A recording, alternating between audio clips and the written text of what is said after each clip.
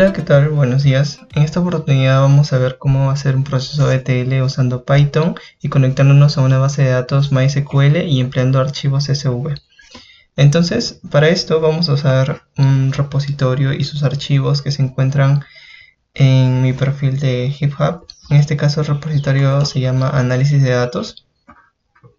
Y dentro de este repositorio vamos a encontrar dos directorios, uno llamado ETL, otro MySQL, y el archivo README y un archivo Docker Compose. Entonces vamos a abrir el Codespace, que bueno, aquí le daríamos clic en crear si es que no tenemos uno, pero en este caso como yo ya tengo uno, entonces lo voy a abrir en la web. En este caso sería este de aquí. Entonces aquí observamos con mayor detalle lo que tenemos en el repositorio. Tenemos el archivo README, que de momento pues no tiene más que unas cuantas descripciones. Y en realidad esto es irrelevante, este archivo es irrelevante para este ejercicio, así que se puede bien eliminar. El archivo Docker Compose, que nos va a permitir crear un contenedor a partir de una imagen que se encuentra en este directorio, por eso el puntito, dentro de la carpeta MySQL. ¿Y cuál es esa imagen? Esta de aquí. Esta imagen que se construye a partir de este Dockerfile. Bueno, entonces vamos en orden. Recapitulando, tenemos este archivo llamado Docker Compose que nos va a permitir construir un contenedor a partir del archivo Dockerfile que se encuentra en la carpeta MySQL.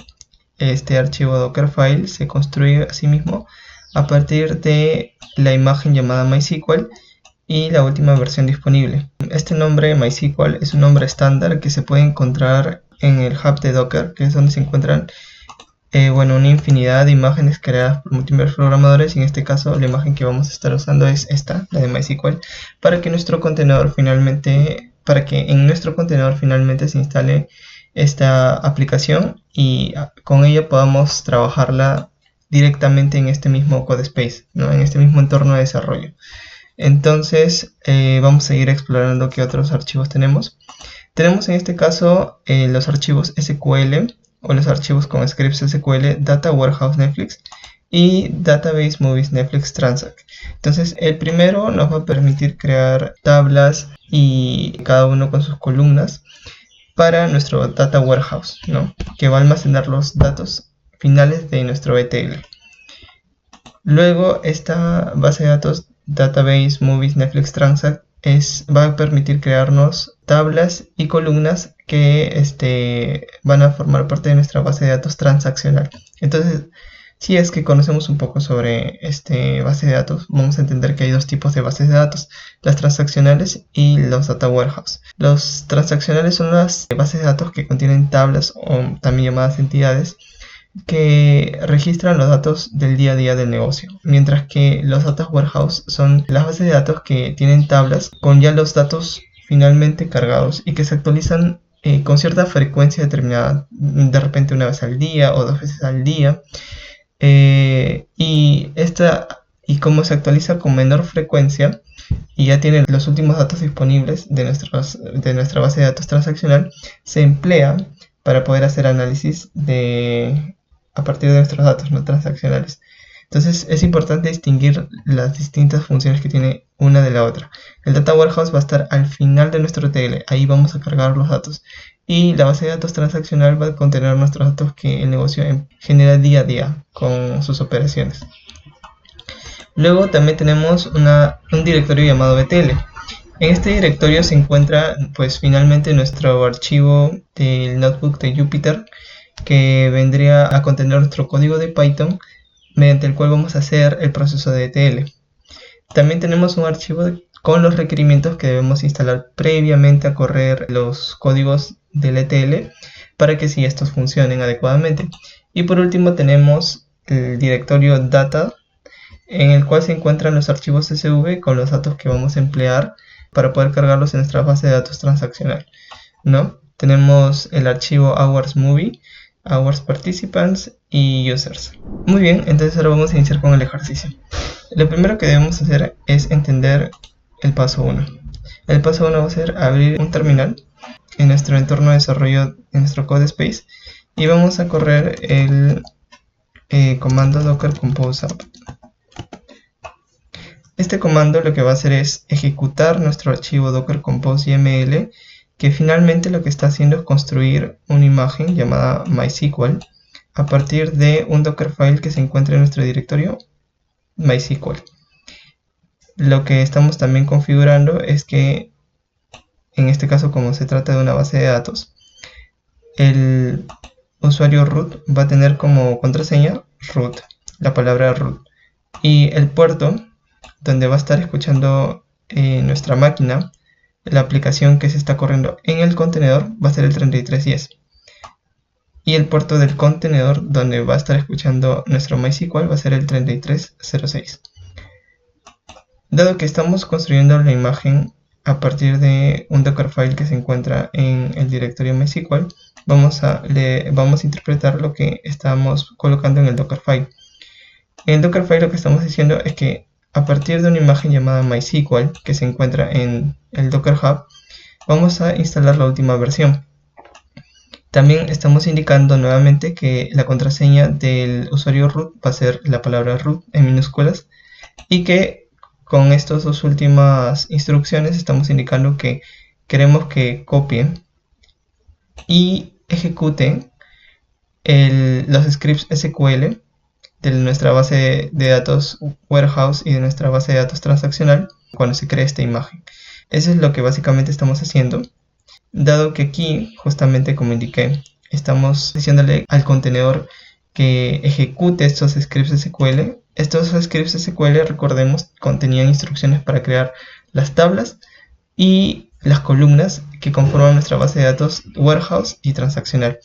Entonces, ¿cómo podemos ver que efectivamente se han creado? Bueno, para facilitar ello, vamos a instalar una extensión que se llama MySQL.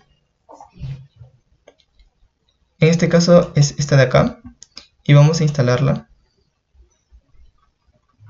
Muy bien, ahora vamos a actualizar nuestro codespace. Vamos a refrescar la página, y en estos 3 puntos vamos a abrir la opción que se llama Database. Aquí vamos a crear una conexión con nuestra base de datos. En este caso voy a colocar como nombre de la conexión MySQL. El puerto, de acuerdo a lo que vimos en el Docker Compose, el puerto donde nuestra máquina local está escuchando a la aplicación del contenedor es el 3310. Entonces aquí vamos a poner 3310. El password del usuario root es la misma palabra root. Y bueno, ahora sí creamos la conexión. Y ahora aquí, si vamos al detalle con las flechitas, observamos que ya tenemos las tablas creadas, tanto en nuestra base de datos transaccional como en nuestro warehouse. Muy bien, ahora otra recomendación es que también se instale la extensión que nos permita abrir o gestionar nuestros archivos Docker Compose y las imágenes creadas de los contenedores mediante la siguiente extensión. La extensión se llama Docker Explorer. Entonces aquí vamos a instalarla. Lo que esta extensión nos permite es, al regresar aquí al explorador, ver que se han añadido estas dos opciones. Docker Containers, que sería el contenedor creado, en este caso se llama análisis de datos MySQL-1, y la imagen que está corriendo en ese contenedor, en este caso sería análisis de datos MySQL en su versión última, ¿no? Según lo que especificamos en el Dockerfile. Entonces aquí podemos removerla o estopearla, y lo propio aquí, podemos removerla o correr la imagen. Por ejemplo, si es que hemos hecho un cambio en nuestro archivo Docker Compose YAML, lo que se debería hacer es, para poder crear un contenedor que tenga los últimos cambios, es hacer clic derecho sobre el nombre del contenedor y removerlo. Una vez removido el contenedor, vamos a poder remover la imagen, y lo que tendremos que hacer es ejecutar nuevamente el comando docker compose app. Eso es en caso hayan cambios en nuestro archivo Docker Compose YAML, pero en este caso no, así que solamente fue algo informativo. Muy bien, entonces ahora que ya tenemos nuestra aplicación de MySQL, ya tenemos las tablas y las columnas creadas, lo que vamos a hacer ahora es instalar los requerimientos para poder justamente correr el código de nuestro ETL en el notebook de Jupyter con Python. Entonces lo que vamos a hacer es, vamos a situarnos en la carpeta o en el directorio donde se encuentra nuestro archivo requirements.txt y vamos a hacerle clic derecho y vamos a poner la opción abrir en un terminal. Entonces, ¿qué va a pasar? Que vamos a estar en la carpeta ETL, o nuestro terminal se va a situar en la carpeta ETL, y aquí le vamos a poner el siguiente comando: pip install -r de requirements, para que sepa que vamos a instalar los requerimientos de nuestro notebook de Jupyter, y vamos a poner el nombre de nuestro archivo, requirements. Entonces damos enter y se va a instalar, en este caso, SQL Alchemy, un conector de MySQL con Python y el MySQL Client. Entonces ya tenemos todo instalado y podemos irnos a nuestro código ETL. Ahora sí es momento de explicar cuál es la lógica de este código para poder justamente entender el ejercicio. Bueno, este código lo primero que hace es importar las librerías que vamos a emplear para hacer el ETL. La librería Pandas nos permite cargar datos desde bases de datos o archivos CSV a datasets de Python. SQL Alchemy lo que nos permite hacer es leer y ejecutar código SQL en Python. Y bueno, lo que aquí estamos indicando es que queremos importar los módulos de la librería Pandas, y que para hacer uso de las funciones que contienen estos módulos vamos a requerir al comienzo de nombrar una función poner la abreviatura pd. Lo mismo cuando queramos usar una función de los módulos de la librería SQL Alchemy, al principio vamos a poner escribir db, punto, el nombre de la función que queramos. Luego también estamos indicando que de la librería SQL Alchemy queremos importar el módulo text. Esto es prácticamente la repetición de lo que hemos puesto arriba, así que sería innecesario. Antes de empezar a correr el código nos va a pedir que seleccionemos un kernel. El kernel es como los requerimientos del sistema que se requieren para correr el código. En este caso necesitamos instalar ciertos requerimientos para poder correr el código de nuestro Jupyter y Python. Entonces, para contar con esos requerimientos y tener opciones disponibles en el kernel, tenemos que instalar, justamente aquí aparece este mensaje, instalar la extensión Python para el lenguaje de Python, ¿no? Entonces ponemos clic en instalar. Ahora vamos a intentar recorrer el código.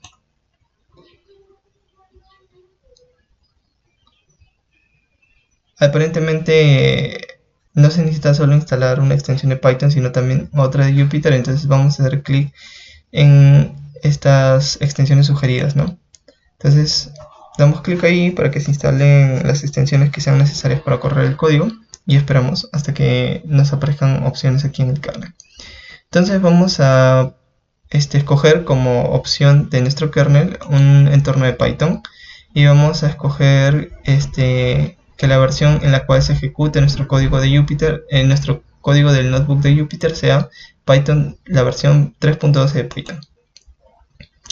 Entonces aquí, como vemos, ya se ejecutó la importación de las librerías que hemos instalado previamente, y ahora lo que vamos a hacer es crear una conexión entre este notebook con nuestra base de datos. Entonces lo que vamos a hacer es emplear la función createEngineIn de la librería SQL Alchemy, a la cual estamos abreviando como db, y va a seguir la siguiente estructura. Primero vamos a poner el motor de base de datos, en este caso MySQL, // el usuario, nuestra contraseña, la IP local, que es por estándares 127.0.0.1, ese es nuestro localhost, y nuestro puerto, el puerto de nuestra aplicación, en el cual nuestra máquina está escuchando la aplicación que está corriendo en la imagen del contenedor, es el 3310. Y luego vamos a indicar el nombre de la base de datos a la cual se va a conectar, ¿no? Y finalmente, para poder nombrar esta conexión, en los códigos que vayamos corriendo más abajo, vamos a indentar la conexión, indicando que la conexión se va a llamar conn igual a engine.connect, engine que sería el motor, y nos vamos a conectar a este motor. Y el motor, bueno, ya sabemos que se conecta a la base de datos transaccional de Netflix, el cual se extrae de el motor MySQL que nuestra máquina local escucha en el puerto 3310. Se conecta localmente porque todo está corriendo en la misma máquina. En este caso, por eso el IP es el de localhost. Y bueno, aquí tenemos nuestra contraseña y nuestro usuario, ¿no? Y el motor de base de datos que estamos empleando. Entonces, seguimos. Ya hemos configurado el motor y la conexión. Entonces, ahora ya estamos listos para poder correr nuestro proceso ETL. Lo primero que debemos hacer es crear un query en SQL que nos permita concentrar la información. Aquí justamente vamos a ver. Concentrar la información de estas tablas de nuestra base de datos transaccional en una única tabla. Aquí, cuando hacemos ese proceso de integrar datos de muchas tablas en una sola tabla, estamos desnormalizando el modelo en la tabla, las tablas, ¿no? Entonces, en este caso, el query que estamos indicando es que vamos a emplear los campos Movie ID, título, fecha de lanzamiento, género de la película, nombre de los participantes en la película y qué rol han cumplido.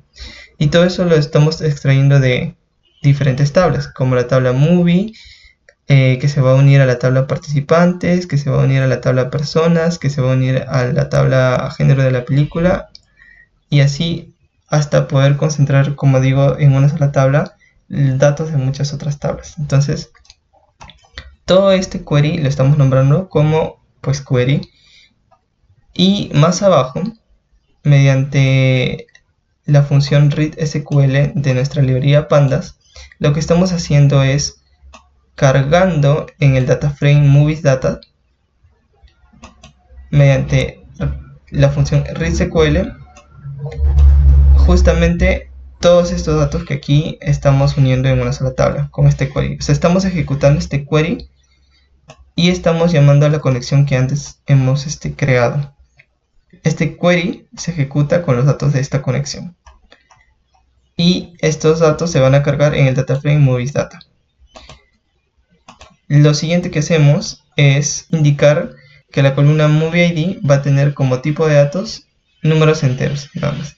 Entonces aquí tenemos, pues brevemente, aquí se muestra el data frame que hemos cargado desde nuestra base de datos SQL, ¿no? Y contiene los campos de distintas tablas. Bueno, lo siguiente que hacemos es traer datos, pero ahora ya desde un archivo CSV, ¿no? De estos que se encuentran en el directorio data de nuestro directorio ETL. En este caso, estamos creando un data frame que se llama MovieAward gracias a la función readSQL que va a leer los datos que se encuentran en la siguiente dirección. En la carpeta data, el archivo que vamos a leer es awardsmovie. Entonces, este archivo se va a cargar en este data frame que estamos creando, que se llama moviesAward. Lo siguiente que hacemos es establecer que el campo MovieID va a ser de tipo entero. Y luego estamos indicando que vamos a renombrar la columna que erróneamente se escribió aware y la vamos a renombrar por la columna award, ¿no? Es decir, en lugar de escribir esto, o mejor dicho, en lugar de que aquí aparezca aware, gracias a esta línea de código, estamos corrigiendo el nombre y estamos haciendo que finalmente aparezca award. Entonces, corriendo esto, pues nos muestra esta tabla, ¿no? Entonces, de momento estamos teniendo dos tablas, dos data frames en nuestro notebook de Jupyter. Estamos teniendo el data frame movies data que se cargó a partir de la conexión a la base de datos transaccional. Tenemos también el data frame movies award que se creó a partir de los datos del archivo CSV awardsmovie.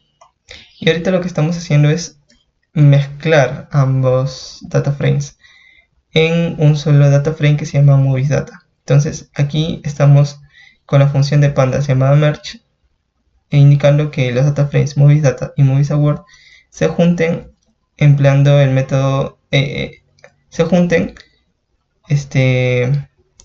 tanto de derecha como a la izquierda, o sea, que se junten por el parte de movies data a la izquierda a través del campo movie ID, y por el parte de movies award la columna mediante la cual se van a unir a el data frame anterior va a ser movies ID también. O sea, en ambas tienen la columna movie ID. Entonces por eso es que ambas se van a mezclar, se van a juntar haciendo uso de esa columna, ¿no?, que tienen en común. Y bueno, finalmente estamos pidiendo que nos muestre el data frame creado, y justamente aquí se muestra, ¿no? Es el data frame que contiene todos los datos. Ahora, muy bien, eso por una parte es la parte 1. Como resultado de la parte 1 tenemos este data frame que se llama movie data, que contiene tanto los datos de la película como los datos de los premios recibidos por sus participantes. Ahora vamos a crear una nueva conexión, en este caso a la base de datos warehouse, o sea, la que finalmente va a tener los datos finales de este ejercicio. Entonces, creamos la conexión con la función createEngineIn. El motor de base de datos va a ser MySQL, el usuario va a ser root, la contraseña de este usuario es root, el IP va a ser nuestro localhost, porque tanto el contenedor como el notebook de Jupyter están corriendo en la misma máquina. El puerto mediante el cual nuestra máquina está escuchando la aplicación que está corriendo en el contenedor es el 3310, y la base de datos a la cual nos vamos a conectar se llama Data Warehouse-Netflix. Entonces hemos creado el motor y ahora estamos creando la conexión. Volvemos nuevamente al data frame anterior, y que es movie data, y vamos a renombrar las columnas. En lugar de que, digamos, ahora se llame release date, ahora esa columna se va a llamar release movie, y en lugar de que la columna se llame award, se va a llamar award movie. Muy bien, eso sí es solo el pequeño cambio. Y vamos a también, un segundo cambio es dropear, es decir, eliminar la columna id award, o sea, esta columna ya no iría. Entonces, vamos a correr todo para que no hayan esos problemas abajo. Ya, entonces ya se corre todo y ya se ha cambiado los nombres, como indiqué, y ya hemos dropeado la columna id award, o sea, ya no se va a mostrar en el data frame final. Y aquí con get estamos haciendo de que nos muestre todos los datos básicamente del data frame movie data. Y como vemos, ya no está la columna id award y los nombres de los encabezados se han cambiado. Muy bien, ahora lo que vamos a hacer es llevar los datos de nuestro data frame movie data a una tabla en SQL, ¿no? En este caso en MySQL. Entonces, esta tabla a la cual vamos a llevar nuestros datos se llama DINMovie. Ya está previamente creada, esta tabla ya debe existir, está en nuestra base de datos, Data Warehouse. Entonces lo que estamos haciendo es que este data frame que aquí se muestra, el anterior que se llama Movie Data, va a ser llevado todos los datos y todos los encabezados a la tabla DINMovie de la conexión que hemos creado con Data Warehouse Netflix, y vamos a, en caso exista, añadir los datos que sean nuevos, por eso append, y vamos a llevar todos los datos excepto este aquí, que es el index, que es una columna que se agrega automáticamente cuando se crea el data frame. Entonces esta parte no la vamos a llevar, solo vamos a llevar pues las columnas, ¿no?, que corresponden. Y bueno, ahora lo siguiente que vamos a hacer es ver que efectivamente se haya llevado los datos, y pues vemos que cuando leemos la tabla SQL, la tabla DINMovie de la conexión que hemos creado, efectivamente vemos que se han cargado los datos, ¿no? Entonces ahí ya tenemos un primer proceso ETL hecho. Ahora sigamos con las demás tablas, porque todavía nos falta la tabla de hechos de las películas que se han visto por nuestros usuarios y la tabla de usuarios. Entonces vamos a ver cómo se hace el ETL de esas dos tablas. Primero vamos a leer los datos de nuestro CSV. En este caso el CSV del cual vamos a extraer datos se llama users. Y bueno, el separador es un palito, ¿no? Vertical. Entonces vamos a cargarlos a el data frame users. Luego vamos a renombrar las columnas. En este caso la columna id user ahora se va a llamar user id.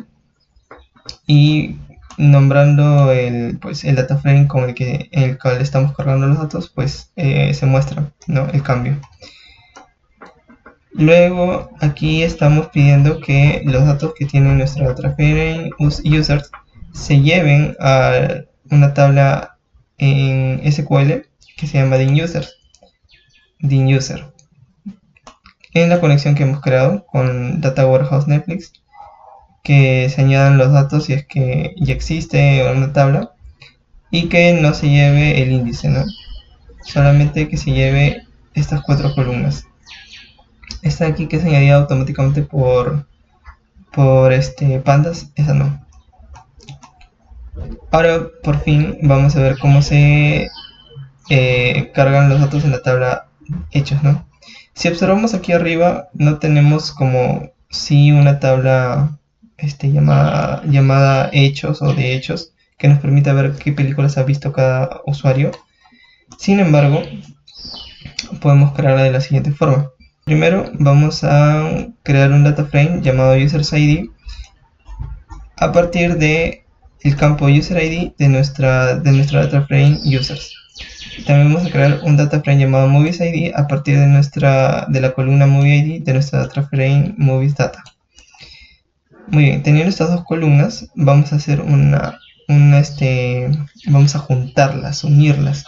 En este caso vamos a unir el data frame UsersID, MoviesID con el método cross-join. El método cross-join es prácticamente un producto cartesiano que nos permite por cada usuario asignarle todas las películas que están disponibles. En este caso son 3 las películas disponibles. Si recordamos acá arriba, vemos que tenemos en nuestro registro 3 y tenemos 20 porque aquí inicia con 0, tenemos 20 usuarios. Entonces cada usuario, más abajito, cada usuario va a ver 3 películas. Y así con el siguiente usuario, las 3 películas las va a ver, el siguiente usuario las 3 películas las va a ver. Muy bien, ahí ya tenemos la primera parte de nuestra data frame que nos va a servir finalmente para la tabla de hechos, pero nos falta añadirle 2 columnas más: el rating que le dio el usuario y la línea de tiempo, ¿no? O sea, cuándo lo vio, cuándo vio la película. Entonces, para hacer eso, vamos a emplear funciones que nos permitan generar datos. En este caso, vamos a importar el módulo random y vamos a importar de la biblioteca de time los módulos datetime y time delta.